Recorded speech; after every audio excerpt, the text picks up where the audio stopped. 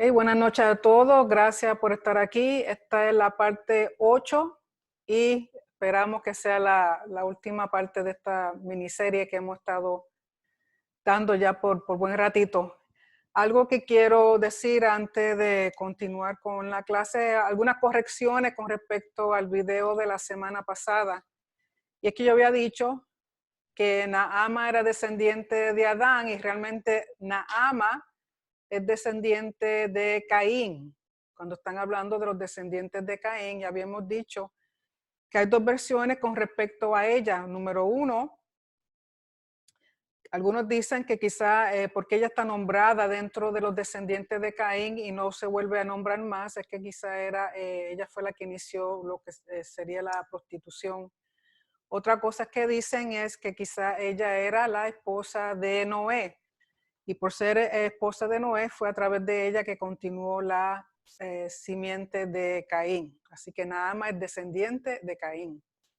Otra cosa que quería corregir fue que cuando mencioné los 15 escalones de la puerta de Nicanor, al entrar a través de la puerta de Nicanor, uno no entra en el atrio, uno no entra en el lugar santo, que fue lo que dije, sino que uno entra directamente a lo que se llama la Azará. Y Azará es el lugar de donde está el santuario como tal, que incluye el área donde está el altar, que hay donde abre los 15 escalones de la puerta de Nicanor. Y luego está el edificio del santuario como tal, que empieza con el lugar santo y luego el lugar santísimo. Así que los 15 escalones, cuando se entra por la puerta Nicanor, uno entra básicamente a donde estaría el altar.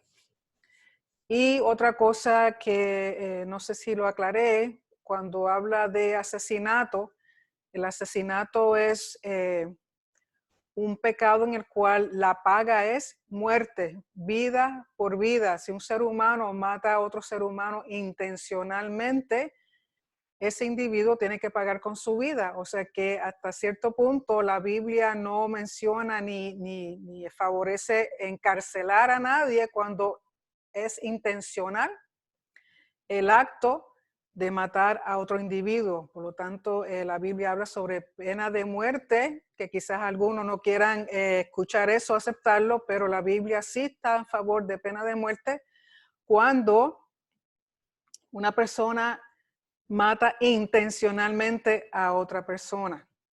¿Okay? Y otra cosa que quería aclarar, usualmente relacionan que la esclavitud que ha habido y los problemas de servidumbre o de sociales que ocurren en la tierra, en el continente de África, muchas veces las personas lo asocian con la maldición a Ham o a Cam, pero sabemos que Noé a quien maldijo no fue a su hijo Cam, sino a Canaán. Por lo tanto, de Cam o de Ham procede las descendencias que van a ubicarse en el continente de África, pero a quien Noé maldijo fue a Canaán, y Canaán, los descendientes de Canaán son los que van a estar bajo servidumbre o esclavitud. ¿Okay? Porque tenemos que recordar que parte de los descendientes de Canaán son las naciones que Dios le dice al pueblo de Israel que tienen que destruir para poder poseer la tierra. Y de las otras naciones dentro de Canaán que existen, si convivían con Israel, tenían que servirle a Israel, tenían que ser siervos o esclavos de Israel. Por lo tanto, la maldición de servidumbre o esclavitud no fue dada al continente de África, sino fue dada a los cananeos por medio de Ham o de Cam. ¿Okay? Y lo que quiero mostrarle es lo siguiente con respecto a los 3 hijos de Noé.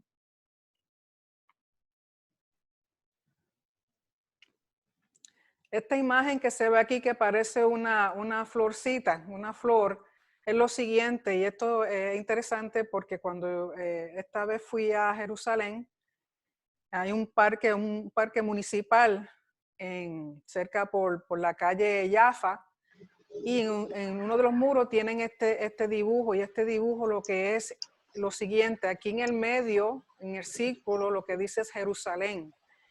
Y las que parecen pétalos, los 3 pétalos representan los 3 hijos de Noé. Tenemos Europa, y Europa son descendientes de Jafet, Incluido en Europa está Grecia. Luego tenemos Asia, y dentro de Asia también está incluido el Medio Oriente. Y en Asia, los descendientes que se ubican en Asia o en el Medio Oriente son los descendientes de Shem o de Sem. Y por último, este representa el continente de África, y los descendientes de Ham o de Cam son los que vienen a ubicarse en el territorio de África. Por lo tanto, estos 3 hijos de Noé son de los cuales surgen todas las demás naciones. Y tenemos de nuevo que Europa, griega, y también parte de Grecia proviene de Jafet. Asia y el Medio Oriente provienen de Shem o de Sem, y África, el continente de África, proviene de Ham o de Cam.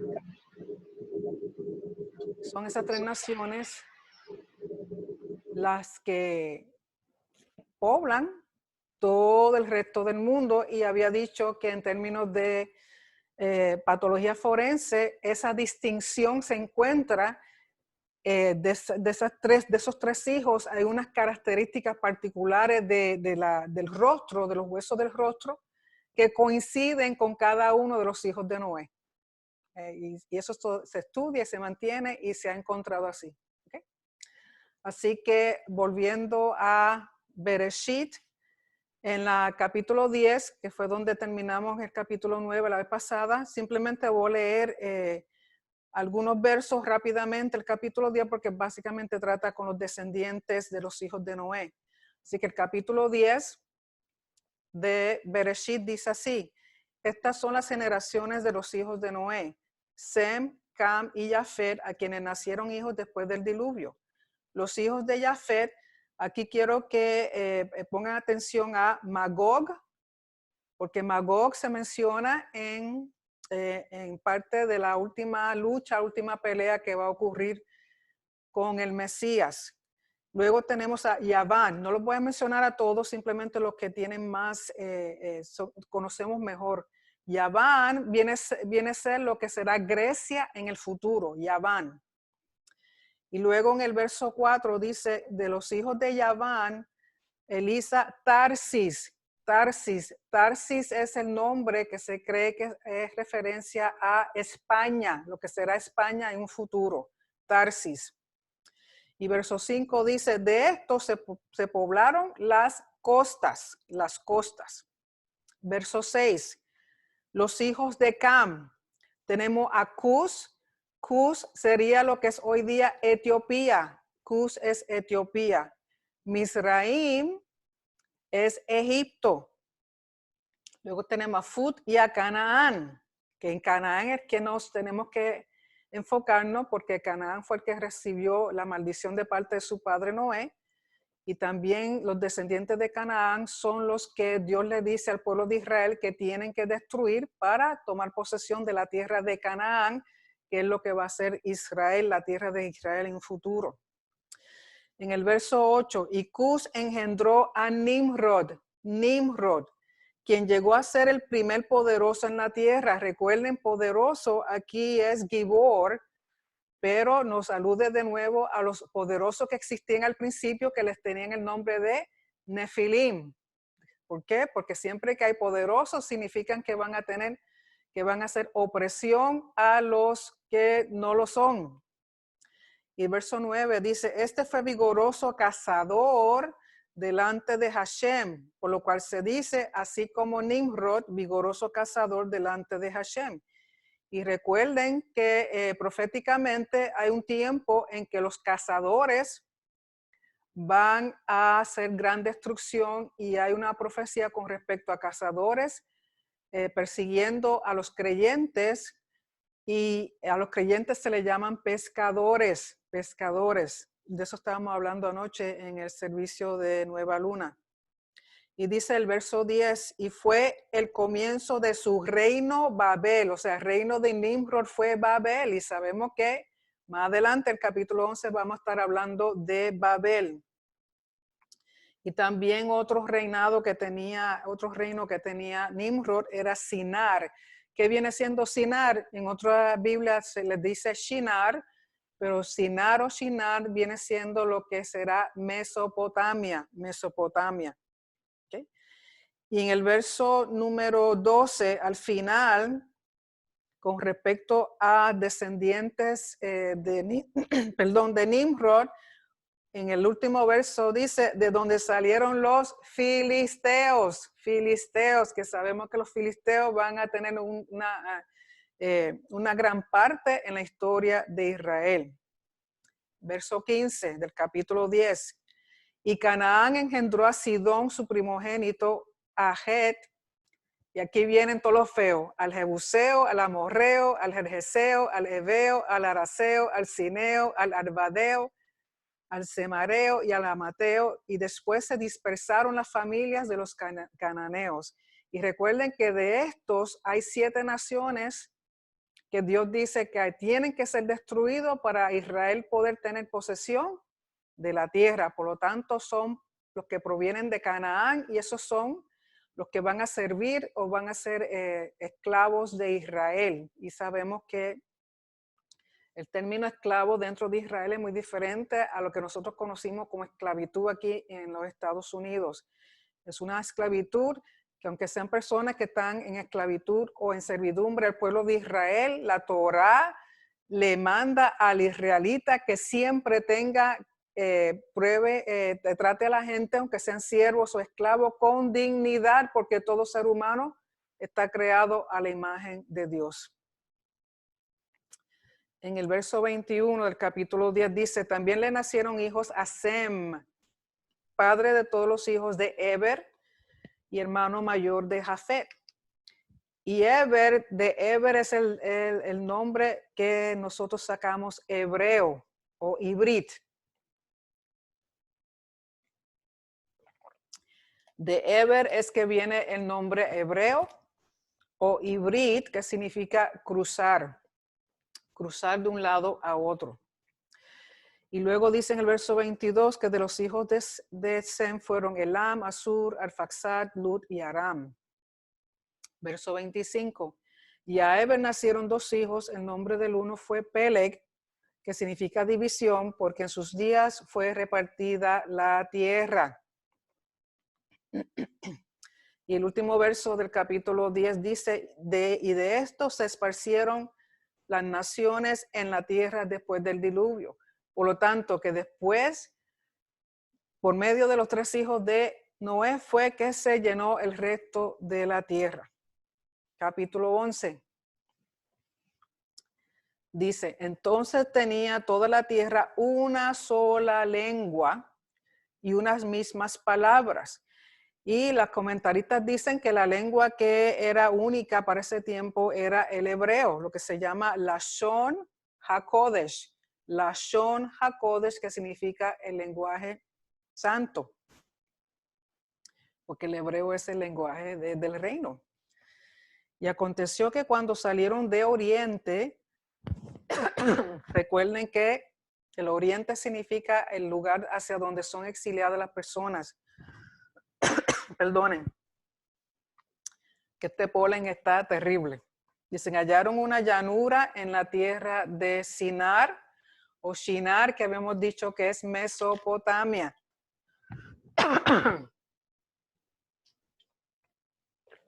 Mesopotamia. Y se establecieron allí. Y lo interesante de Mesopotamia es que es un llano. Como le iba diciendo, perdonen, que Mesopotamia o Sinar o Shinar, lo interesante de Mesopotamia es que es un llano, no tiene montañas, y eso es importante entenderlo, porque si entendemos eso, entendemos lo que ocurre después con respecto a la torre. Y dice, hallaron una llanura en la tierra de Sinar y se establecieron allí. Y se dijeron unos a otros, vamos, hagamos ladrillos y cosámoslo con fuego. ¿Y cuál es la importancia de que mencione que el ladrillo?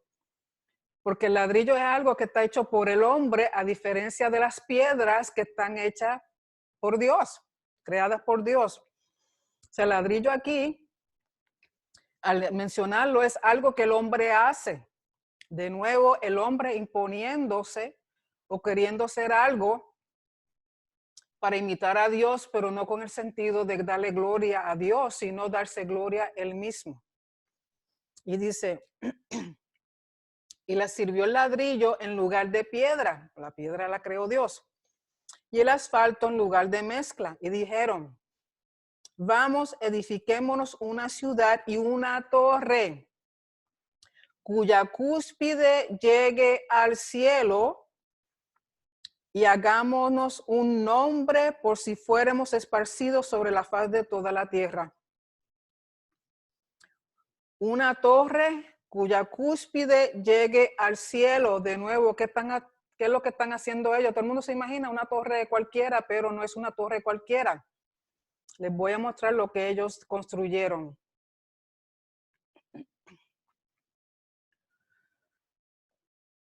Lo que ellos construyeron fue una cosa que le llaman sigurat.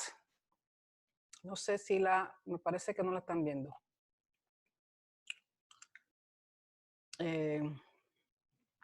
No sé ¿dónde es que se me hizo? Cuando uno busca las cosas no las encuentra. No sé, ay, ¿dónde está? Déjame ver.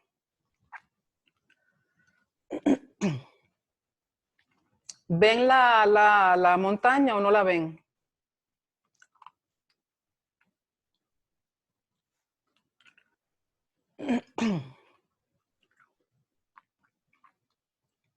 A ver si es esta. No la encuentro. ¿Estaban viéndola o no? ¿Sí? Okay. Disculpen. Es que hay cosas que ustedes ven que yo no veo después que las pongo. Así que lo que ellos estaban construyeron no es una torre como tal, como a veces se imagina una torre algo largo, sino algo que parecía parecido a una pirámide, pero es lo que se llama un zigurat. ¿Y con qué intención? El zigurat viene siendo una montaña artificial.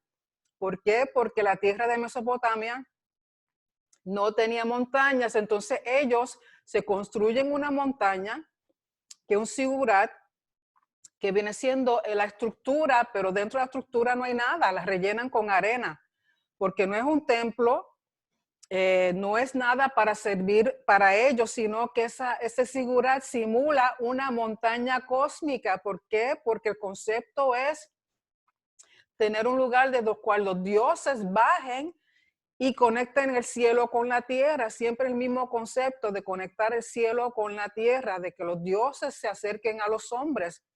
En este caso, por Mesopotamia ser un llano, ellos mismos se construyen una montaña cósmica con el propósito de hacer su nombre. Recuerden, la cuestión de hacerse nombre es cuestión de autoridad y de poder, así como hicieron los Nefelín, así como hizo Nimrod. Por eso Nimrod construyó esta ciudad. Por lo tanto, el propósito es el mismo concepto desde un principio. La montaña cósmica, la montaña que une el cielo con la tierra y en que los hombres pueden conectarse con los dioses. Por lo tanto, un zigurat es una montaña creada por el hombre, una montaña artificial. Y dice, por eso dice cuya cúspide, o sea, el tope, la montaña, llegue al cielo. Y así nos hacemos de un nombre. De nuevo, ¿cuál es el propósito de ese nombre? Hacerse más que los dioses. Por si fuéramos esparcidos. Verso 5 del capítulo 11. Y descendió Hashem para ver la ciudad y la torre que edificaban los hijos de los hombres. O sea, Hasta cierto punto resultó, porque Dios desciende, baja. Y dijo Hashem, he aquí el pueblo es uno y todos estos tienen un solo lenguaje y han comenzado la obra y nada les hará desistir ahora de lo que han pensado hacer. Ahora pues, descendamos. Cuando dice descendamos, se sobreentiende que es Hashem con sus huestes celestiales, o sea, huestes de ángeles que lo acompañan. Dice, y confundamos allí su lengua para que ninguno entienda el habla de su compañero. Así los esparció Hashem desde allí sobre la faz de la tierra. ¿Por qué los esparció? Porque ya estamos viendo de nuevo el mismo patrón del hombre, hacerse poderoso, tener autoridad, tener dominio, oprimir, hacerse más que los dioses. Y Dios, pues entonces, ¿qué tiene que hacer? Porque ya él conoce la intención de ellos, la intención del corazón de ellos de nuevo hacer mal, no bien, sino mal. Y los esparció. ¿Cuál es otro nombre para esparcir? Los envió al exilio. ¿Por qué? Porque cada vez que el hombre hace algo en contra de la Torah, en contra de Dios, Dios tiene que exiliarlo, tiene que enviarlo fuera de su presencia, tiene que enviarlo fuera de él, con el propósito de que en al ser esparcidos, Dios entonces tiene la oportunidad de enviar un redentor para atraerlos de nuevo a él y que haya otra vez orden. O sea, lo que ellos estaban construyendo era algo que iba a traer desorden. ¿Y qué hace Dios? Les confunde la lengua. Entonces no les queda otro remedio que separarse, porque no se entienden uno al otro. Y dice, y dejaron de edificar la ciudad. Por esto fue llamado el nombre de ella Babel, porque allí confundió Hashem el lenguaje de toda la tierra y desde allí los esparció sobre la faz de toda la tierra. O sea que comienza entonces la gran dispersión. Y recuerden por qué se llama Babel, porque viene de la palabra Balal, que significa confundir. Ahí fueron confundidos todo el lenguaje. Pero ¿qué hace Dios cuando Él está haciendo una restauración, una renovación para traer de nuevo al pueblo hacia Él, hacia el reino? Tenemos que en el libro de Hechos, cuando está Pedro con los discípulos reunidos celebrando la fiesta de Shavuot, ¿qué ocurre? Ocurre el derramamiento del poder del Espíritu Santo y comienzan todos a hablar en diferentes lenguas.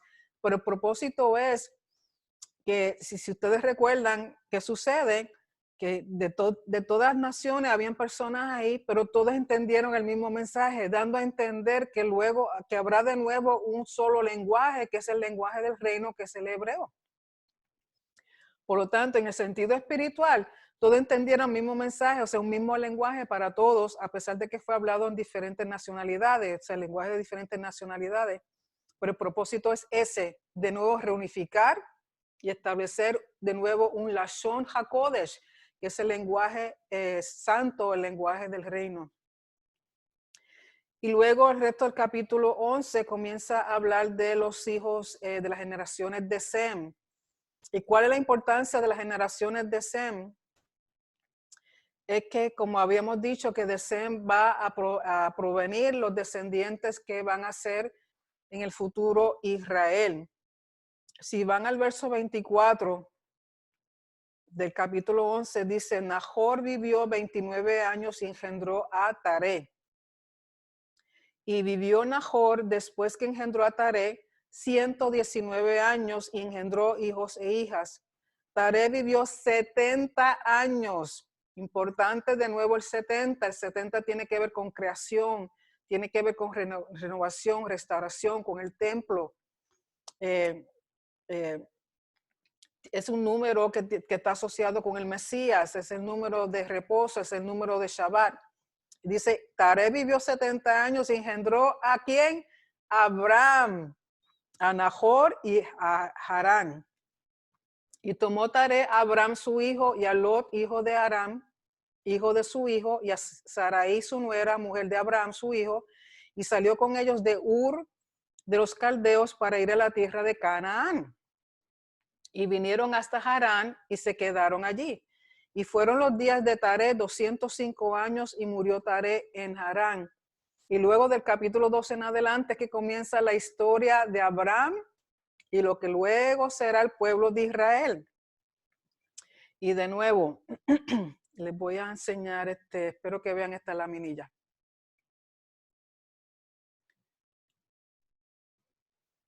Esta otra representa, aquí van a ver de nuevo, el punto rojo en el medio representa Jerusalén. Y de los 3 hijos de Noé es que se poblan las demás naciones. Tenemos que de Jafet proviene lo que se va a llamar Europa, incluyendo a Grecia. De Sem o Shem es Asia y el Medio Oriente, Asia y el Medio Oriente. Y de Cam o Ham es los descendientes que se van a ubicar en África. Y recuerden que una vez surgió lo de la Torre de Babel, lo del sigurar ese, que Dios les confundió el lenguaje, entonces fueron esparcidos y ahí comenzó entonces a todo el globo terráqueo a llenarse de gente. O sea, porque ese era el propósito de Dios cuando los salvó a Noé con sus hijos, el multiplicarse, fructificarse y llenar toda la tierra. Lógico, el propósito de llenar toda la tierra de nuevo era llenarla con imágenes de Dios, imágenes, embajadores y representantes de Dios, pero sabemos que no ocurrió así. Así que, y de nuevo, ¿cuál es el patrón? Que Dios lo que quiere es ubicarse con su pueblo, con su creación. El hombre, por tener 2 inclinaciones, la inclinación buena y la inclinación mala, ¿qué sucede? Se aparta de Dios, comienza con rebeldía y Dios pues tiene que enviarlo al exilio, pero siempre en algún momento el hombre clama a Dios y Dios en su misericordia y gracia envía un redentor. Así que Adán y Eva fallaron. ¿Quién surge como redentor? Noé. Dios tiene que destruirlo todo, comenzar de nuevo con Noé, con todos sus hijos. ¿Qué sucede? Que ellos también, Noé no logra cumplir el propósito de Dios y Dios entonces tiene que empezar de nuevo con otro individuo y en este caso va a ser Abraham, quien luego va a ser llamado Abraham.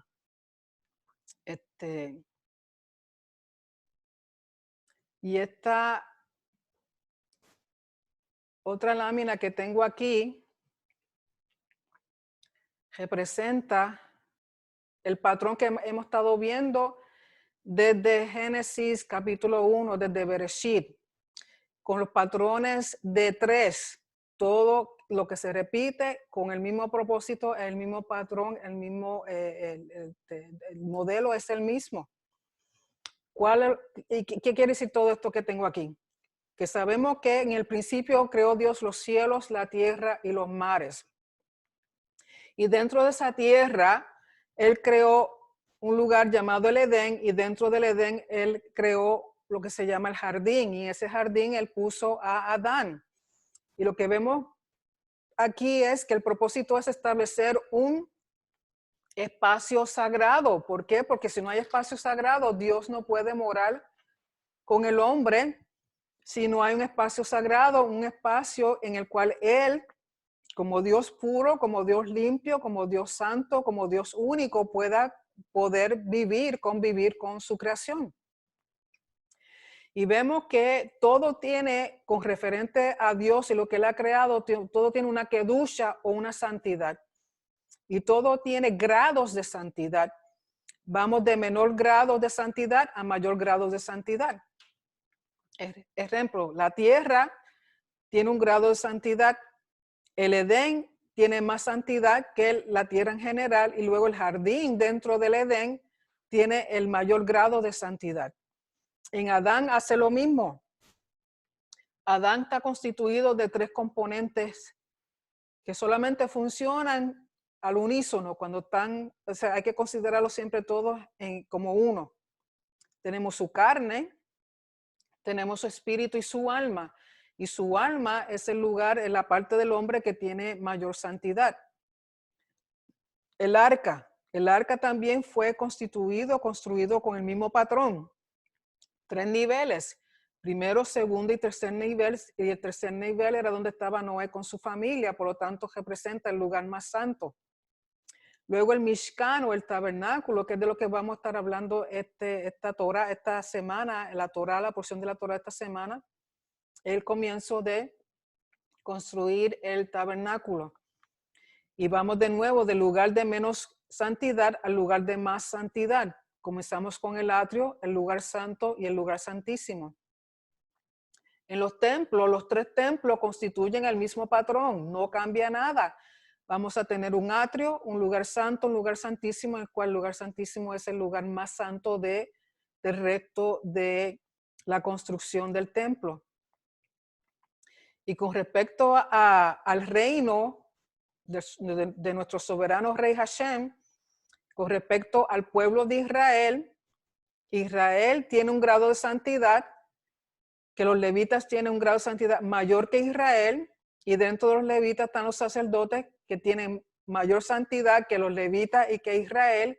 Y luego está el sumo sacerdote, que es el que más santidad tiene dentro de todo el pueblo de Israel.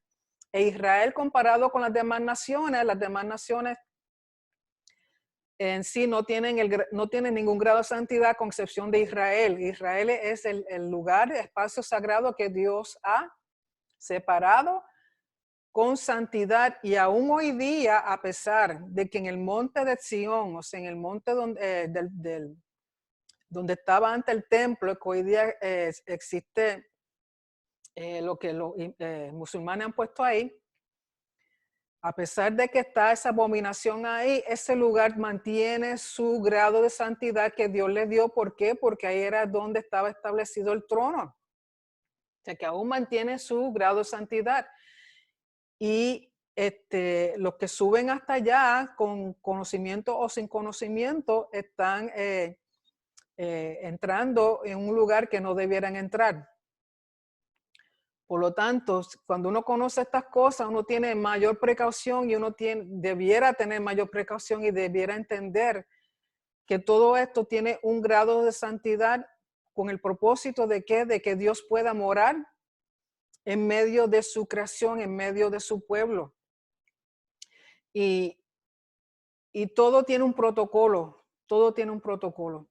Y lo que nos está enseñando estos primeros 11 capítulos de Génesis es que Dios, su deseo es siempre tener un lugar donde morar con su creación. Tiene que ser un espacio sagrado, que tiene unas restricciones, que tiene un protocolo, que tiene unas reglas que hay que seguir, porque si no se siguen, se contamina ese lugar, ese espacio sagrado, y Dios no puede morar y se tiene que ir, que fue lo que sucedió con el primer templo. Cuando hubo la corrupción, cuando Salomón se fue en contra de todo lo que le había prometido hacer a Dios, Dios tuvo que irse del templo.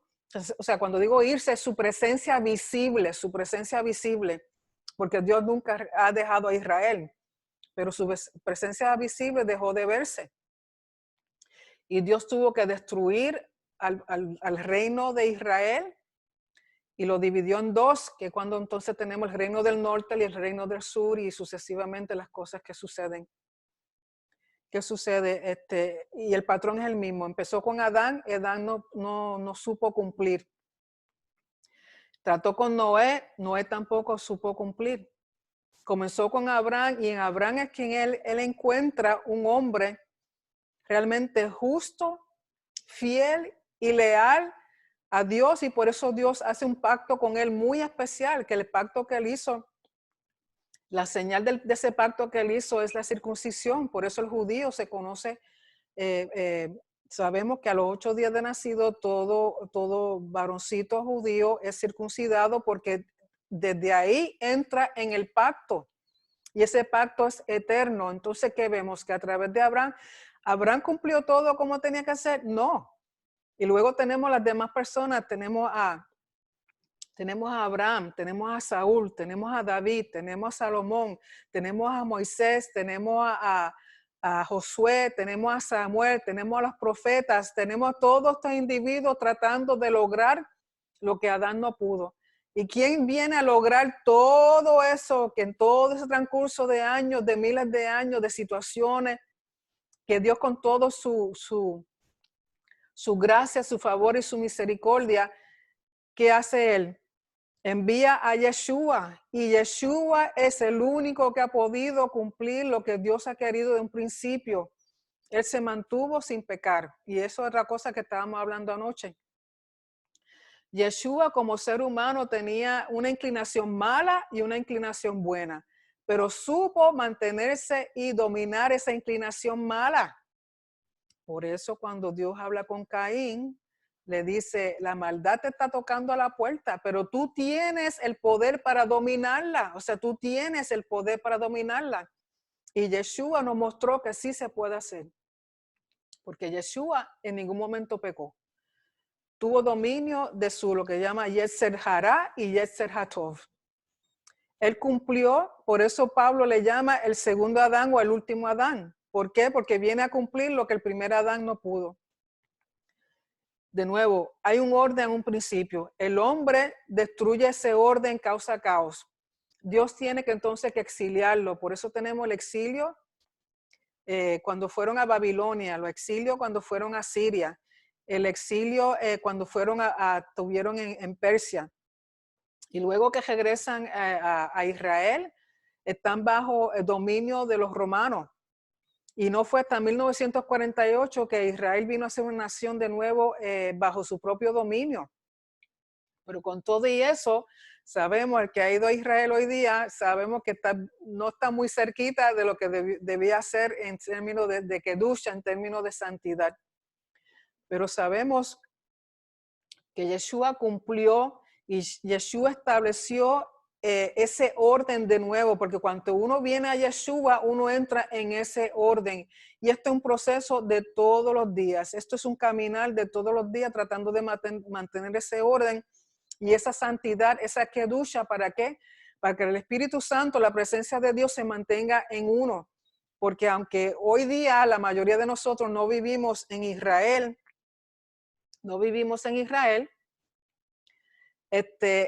en el sentido espiritual, ya estamos en el reino, ya estamos en ese lugar de espacio sagrado, en ese lugar de orden.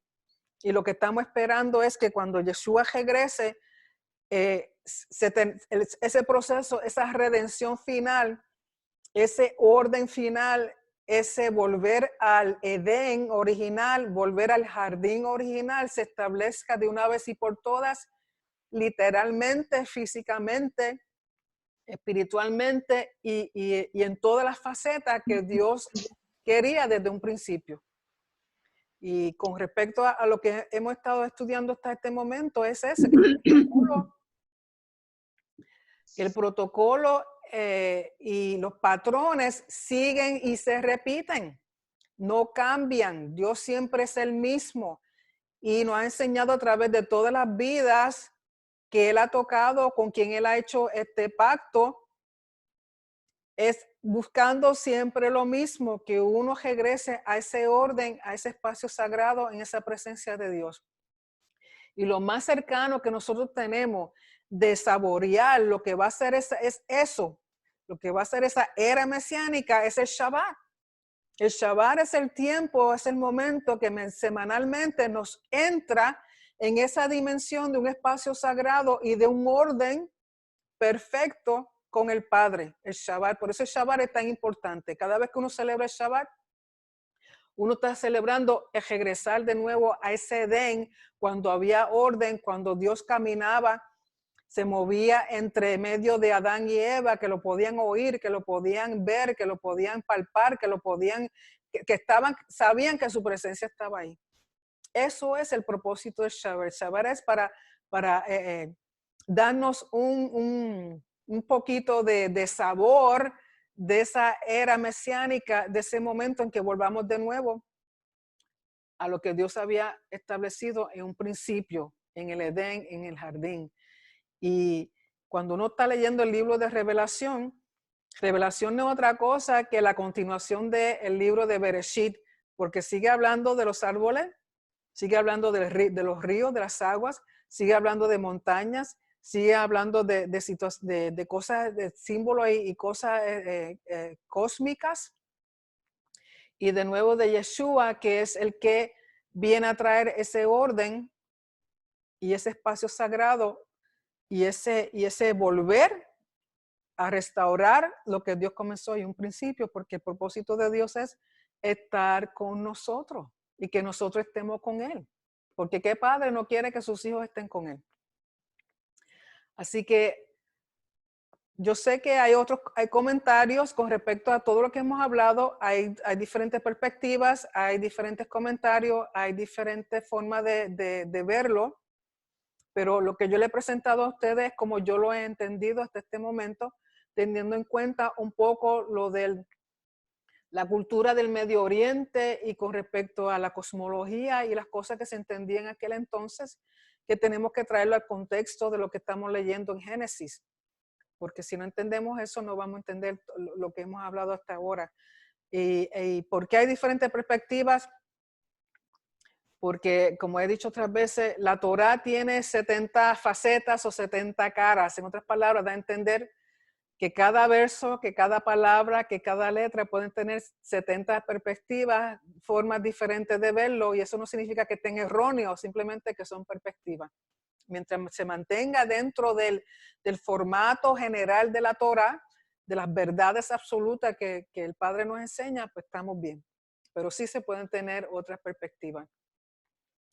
Así que espero que este estudio le haya ayudado, le haya por lo menos estimulado quizás a buscar más, a entender más. Y vamos a tomar entonces tiempo para preguntas. Y luego más adelante le informaré del otro tema que vamos a comenzar a estudiar.